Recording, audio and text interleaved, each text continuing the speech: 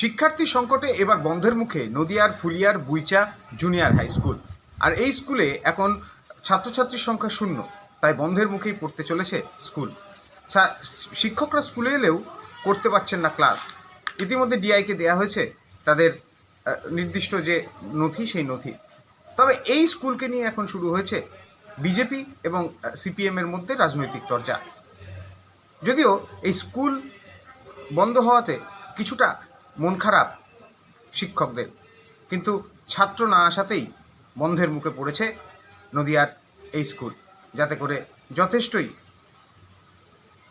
দুঃখের বাতাবরণ শান্তিপুরে। প্রথমত আমাদের স্কুলের যে লোকেশন, এই লোকেশনটা খুব একটা ঠিক ছিল না, কারণ এখানে আমাদের 500 মিটারের মধ্যে 3টে উচ্চ মাধ্যমিক স্কুল রয়েছে। ফুলিয়া শিক্ষানিকেতন গার্লস স্কুল আছে, বালিকা বিদ্যালয়, আর ফুলিয়া বিদ্যা মন্দির। তবে প্রথম যখন আমরা 11তে জয়েন করেছি 2011-তে, তখন স্টুডেন্ট ছিল প্রথম। তারপর ধীরে ধীরে স্টুডেন্ট কমতে থাকে, এমনকি করোনার পর থেকে স্টুডেন্ট আসা মোটামুটি বন্ধই করে দেয়। তারপরে থেকে 4জন 5জন এরকম করে স্টুডেন্ট ছিল। এখন আপাতত স্টুডেন্ট 0 হয়ে গিয়েছে। গত সেশনে কত স্টুডেন্ট ছিল? তাও গত সেশনে 3জন ছিল। তারাও হয়ে গেছে, ট্রান্সফার আউট হয়ে গেছে, হয়ে অন্য স্কুলে চলে গেছে।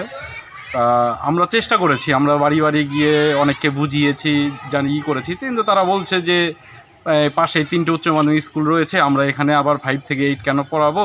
ওই কারণে তারা ওই বড় স্কুলগুলোতেই তাদের বাচ্চাদের ভর্তি করিয়ে